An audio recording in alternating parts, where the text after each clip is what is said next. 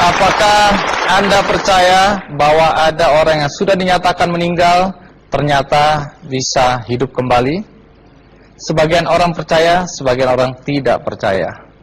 Kick Andy kali ini mengangkat kisah pengalaman orang-orang yang pernah mengalami mati suri.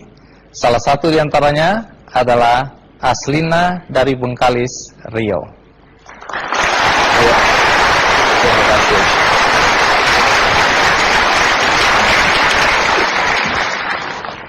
Mbak Aslina, apa betul Anda pernah mati suri? Katanya begitu sih. Katanya begitu ya. Itu tahun berapa? 2006. Berarti 4 tahun yang lalu ya? Ya. Waktu itu umur Anda berapa? 24, enggak salah. Baik, bagaimana ceritanya sampai Aslina mati suri dan apa yang terjadi padanya? Sebelum saya lanjutkan, ikuti dulu kisahnya berikut ini.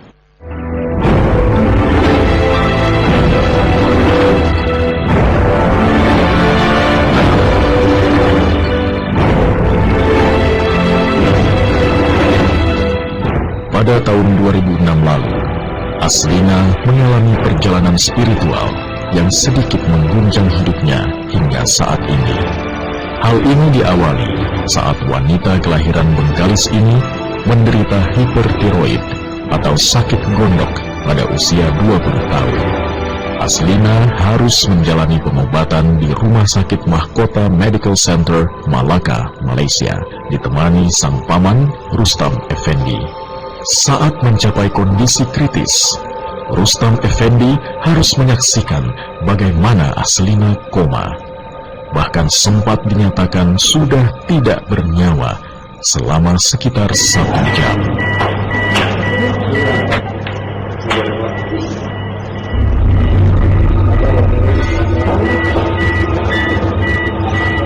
Hingga akhirnya, mesin deteksi jantung kembali bergerak, menandakan adanya denyut kehidupan pada raga Aslina.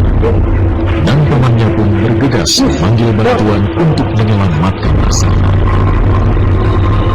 Akhirnya Aslina pun berhasil siuman kembali setelah 2 hari lamanya tak sadarkan diri. Staf Dinas Perindustrian dan Perdagangan Kabupaten Bengkalis, Riau ini berusaha mengambil hikmah dari sejumlah perjalanan spiritual yang diakuinya terpapar di depan matanya selama berada di atas 2 dunia. Aslina semakin beriman dan bersikap sabar serta menyerahkan diri pada Sang Maha Kuasa dalam menjalani kesempatan hidup kedua yang diberikan kepadanya. Saya rasa hikmah yang begitu besar yang Allah kasih sama saya. Hidayah yang paling besar, paling berharga dalam hidup saya. Pengalaman yang paling berharga dalam hidup saya. Terus kita tidak berjilbab kan?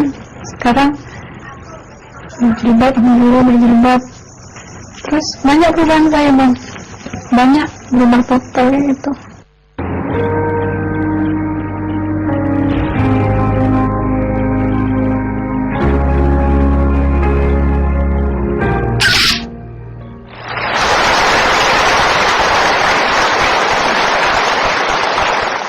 Waktu Anda dibawa masuk ke ruang ICU, itu Anda masih sadar? Saya udah gak sadar. Sakit sebenarnya dokter waktu memeriksa tidak berani mengoperasi Anda ya? Dikasih obat aja ya? Iya. Terus disuruh pulang? Iya. Tapi kemudian mengapa tiba-tiba Anda kembali lagi ke rumah sakit waktu itu? Waktu itu malam ya, malam Jumat kalau nggak salah. Tiba-tiba saya merasakan sakit kepala. Terus waktu itu paman saya membawa saya ke rumah sakit lagi ya, ke MMC. Terus saya dirawat di UGD. Kapan terakhir Anda masih sadarkan diri? Setelah koma. Anda ditemani oleh paman ya? Iya, paman. Iya. Nanti sebelum sampai ke sana saya ingin tahu dulu dari paman Anda ya, Pak Rustam. Anda masih ingat apa yang terjadi pada saat Aslina koma? Waktu itu kejadian tengah malam itu sekitar jam 1. Memang dari sore kondisi dia sudah sangat lemah. Kemudian sampai malamnya sampai jam 1 malam, kemudian baru kita larikan ke MMC Mahkota Melaka, dimasukkan ke UGD. Setelah dari ruang UGD itu dia dipindahkan ke lantai 3. Nah, disitulah secara mata kasar kita kan, sesak dia itu semakin menjadi, dan ditangani oleh beberapa perawat dan seorang dokter Cina waktu itu. Cuma dari mata kasar kita, sepertinya saat itu Aslina mau menghadapi kematian kayaknya. Apa betul waktu itu Anda melihat alat pendeteksi jantung Aslina waktu itu sampai pada flat gitu ya? Saya sempat melihat detak jantung itu makin melemah dan mengalami garis lurus. Saya tidak tahu apakah waktu itu penglihatan saya salah atau apa itu bukan halusinasi Anda aja, kan Anda dalam keadaan lelah, ngantuk. Iya, bisa terjadi hal itu. Tetapi saat itu kejadian saya melihat sepertinya Aslina ada mengalami sudah sebuah kematian gitu. Nah, apa reaksi Anda waktu merasa bahwa Aslina ini sudah tidak ada? Kalau reaksi saya tidak bisa diungkapkan saat itu ya. Bagaimana seorang keponakan yang perginya itu sehat, kok pulang besok kita harus membawa jenazah pulang gitu kan. Dalam pikiran kan gitu saat itu kan. Lalu apa yang Anda lakukan? Kita menelpon saudara-saudara yang ada di Bengkalis Riau, kemudian saudara yang ada di Kuala Lumpur, minta pendapat bagaimana caranya besok membawa jenazah Aslina ini. Memang saat itu belum ada perkataan atau pernyataan resmi dari dokter, belum. Bahwa Aslina sudah meninggal? Belum. Tapi Anda melihat karena denyut jantungnya itu sudah flat begitu ya? Kemudian saya sempat bertanya kepada suster saat itu, bahwa mengatakan Aslina dalam keadaan kosong. Apa betul alat-alat waktu itu sudah dilepas dari tubuh Aslina? Sudah dilepas. Nah, setelah Anda tahu Aslina tidak ada dan Anda menelpon, siapa yang menunggu di kamar ICU? Itu ada 2 orang perawat itu. Anda tanya ke dokter nggak? Apakah dia sudah meninggal atau belum? Saya belum tanya waktu itu. Tapi ada pernyataan dokter belum, waktu Anda masuk itu? Belum juga. Belum ada. Jadi ini kesimpulan Anda sendiri waktu itu ya? Saya sendiri, dan saat itu juga bukan saya sendiri yang menyaksikan. Secara umum ada beberapa orang lagi yang kebetulan membawa familinya itu berobat di situ. Meninggal sampai kemudian dia ternyata hidup kembali. Secara pastinya itu kita tidak tahu kan, tapi mungkin lebih dari 1 jam saya duduk di luar itu, saya lihat perawat kembali berlarian membawa alat, memasang alat kembali kepada Aslina. Nah, berapa lama setelah siuman ya atau hidup kembali, Aslina masih berada di rumah sakit? Setelah itu malam itu jam 4 subuh, beliau dipindahkan ke ruangan ICU dalam keadaan koma. Oh, jadi walaupun sudah bisa bernafas kembali, tapi masih dalam keadaan koma itu 2 hari 2 malam. Dengan bantuan alat-alat, bantu pernafasan dan lain-lain begitu. Iya. Apa kalimat pertama yang diucapkan Aslina waktu dia bisa bernafas atau mulai siuman? Hari kedua dia sadar, sekitar jam 3 sore itu.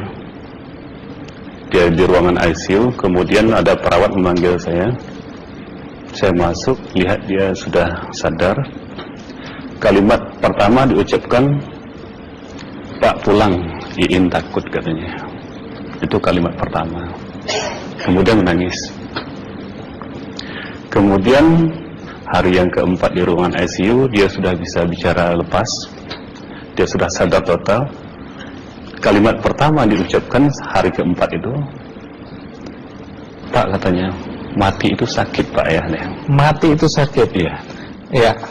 Nanti kita lanjutkan. Menarik untuk mengikuti pengalaman Aslina pada saat dianggap sudah meninggal. Ikuti terus Kikendi.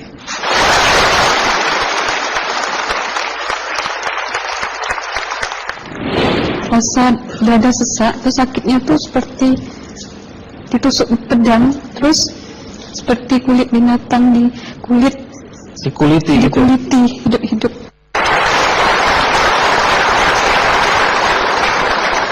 Terima kasih Anda masih bersama saya di acara Kikendi, dan saya akan melanjutkan pertanyaan mengenai pengalaman spiritual Aslina ketika dinyatakan mati suri. Nah, tadi disebutkan oleh paman Anda, Pak Rustam, bahwa Anda mengatakan, Pak, mati itu sakit. Apa yang Anda rasakan waktu itu? Rasa dada sesak, terus sakitnya tuh seperti ditusuk pedang, terus seperti kulit binatang Dikuliti gitu? dikuliti hidup-hidup. Sakit sekali waktu itu Sakit rasanya? sekali. Terus di dada saya terasa sesak. Setelah itu paman saya mengajar saya mengucap kalimat thayyibah, terus mengucap doa kalimat syahadat, asyhadu an la ilaha illallah wa asyhadu anna muhammadar rasulullah. Apa betul waktu roh Anda itu dicabut dari kaki itu, Iya. Anda bisa melihat jasad Anda? Sempat saya melihat jasad saya pada waktu itu, tapi sebentar. Setelah itu saya dibawa pergi oleh 2 orang malaikat ini. Oh. Dan pada waktu itu saya ingin ketemu sama ayah saya. Kebetulan ayah saya sudah meninggal. Dan suatu ayah saya meninggal, dia berusia 55 tahun. Setelah saya ketemu di sana, dia tuh berusia muda.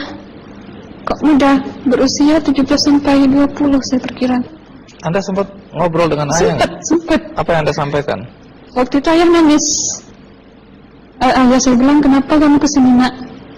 Pulanglah. Di rumah tidak ada orang. Kasihan lihat ibumu dan adik-adikmu. Tidak ayah, janjiku sama Allah sudah sampai. Dan pada waktu itu ayah saya menangis. Lalu apa yang dia ucapkan? Diam aja dia. Tersilang. Kembali ke malaikat tadi, bentuk yang Anda lihat seperti apa malaikat ini? Dia ini laki-laki, tapi mukanya sama semua. Berapa malaikat? 2. 2. Iya. Fisiknya seperti apa? Seperti berserban, berpakaian ihram, mukanya sama. Wajahnya seperti apa? Wajahnya sulit saya gambarkan. Yang jelas dia ini sama, dua-dua itu sama rupanya. Apakah ada ucapan dari 2 sosok yang Anda anggap malaikat itu? Ada. Apa kata mereka? Waktu itu saya mengalami perjalanan spiritual. Saya disoal oleh malaikat itu dengan sebutan ma ayyutuka, siapa Tuhanmu, katanya. Waktu itu ruh saya menjawab, Tuhanku adalah Allah. Siapa pemimpinmu? Pemimpinku adalah Nabi Muhammad sallallahu alaihi wasallam. Mana kiblatmu? Kiblatku adalah Ka'bah. Siapa kedua orang tuamu? Siapa saudara maramu? Terus saya diperjalankan. Setelah itu kedua orang malaikat ini memimpin tangan saya, tangan kiri saya, membawa saya ke satu tempat, menduduki saya di sebuah kursi. Pada waktu itu kursinya tuh empuk, mungkin 8 busanya ya, cantik. Terus di sana saya duduk. Di sebelah kanan saya ada tiba-tiba berwujud seorang perempuan. Dia mengaku amal. Kamu siapa? Kata saya. Aku adalah amalmu semasa kamu hidup di atas dunia. Dan selama kamu di sini, saya akan menemanimu sampai yaumul akhir, itu katanya. Dan pada waktu itu saya melihat perempuan-perempuan solehah berpakaian muslimah, berkerudung, mencium pipi kanan, pipi kiri. Mungkin salam perkenalan pertama waktu menduduki di situ. Setelah itu saya dihijrahkan lagi, dibawa oleh 2 orang malaikat ini lagi, melihat dosa-dosa besar ya.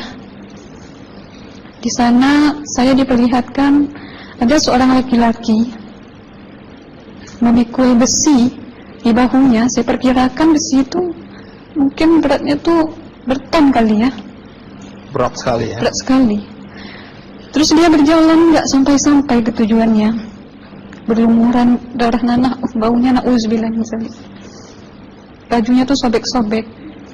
Waktu itu roh saya disaksikan oleh Amal. Saya tanya kepada Amal, roh tanya sama Amal, wahai Amalku, dosa apakah yang manusia ini lakukan sewaktu ia hidup di atas dunia? Amal menjawab pada waktu itu, sewaktu manusia ini di atas dunia, dia ini adalah menyantet orang, meneluh orang, sehingga dia berjalan nggak sampai yaumul akhir katanya.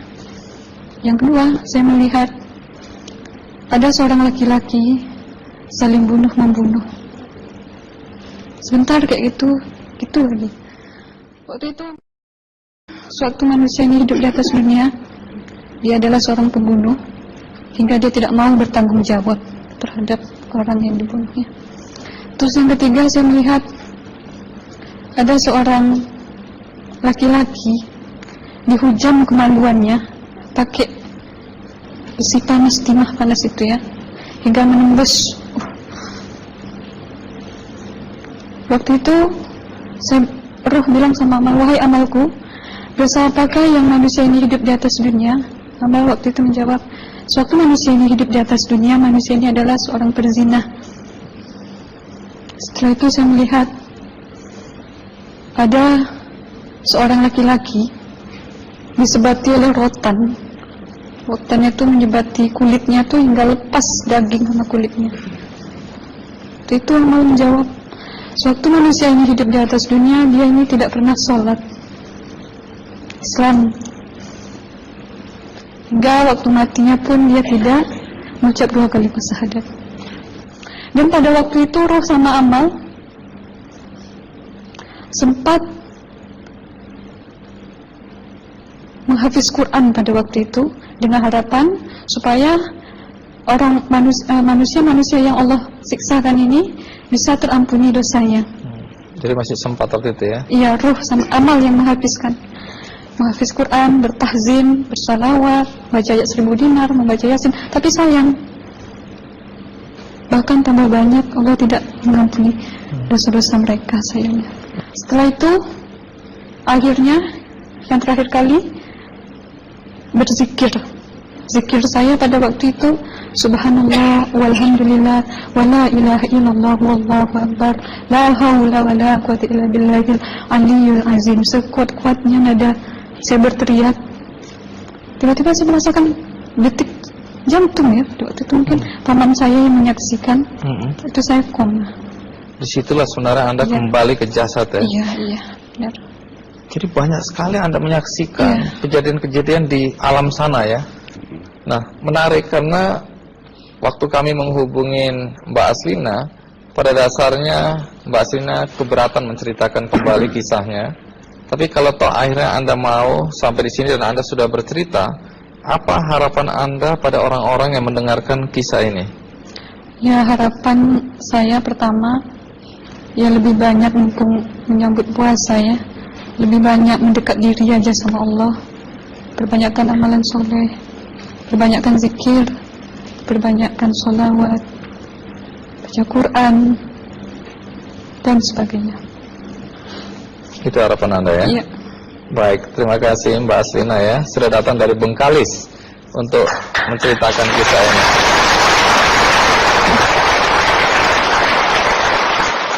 Dua ada Pak Komarudin Hidayat ya, bukunya sangat terkenal yaitu Psikologi Kematian dan Berdamai dengan Kematian.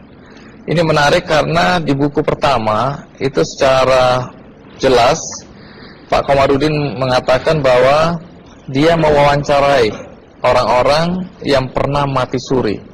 Nah, boleh tahu apa yang Anda temukan dari pengalaman mewawancarain orang-orang yang pernah mati suri? Ada beberapa istilah yang saya jumpai, yaitu orang yang mengalami keluar dari badan, namanya OBE, out of the body experience. Ini bukan mati suri, tapi orang ya sehat, dia ketika tidur itu bisa keluar dari badannya. Ini kalau dalam tradisi Jawa ada namanya Ngrogo Sukmo juga ada kan. Satu. Nah, ada lagi orang yang pernah mengalami mati suri, kemudian namanya NDE, Near Death Experience. Pengalaman rohani itu, ini kan sebenarnya menjadi kepercayaan klasik semua bangsa dan agama percaya. Dan agama juga mengatakan bahwa dalam diri kita itu, kehidupan yang primer, itu kan kehidupan rohani, yang ada dalam jasmani. Satu.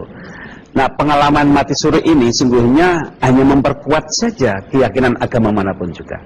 Nah, kemudian cerita-cerita ini secara ilmiah sulit dibuktikan, tapi sulit juga diingkari.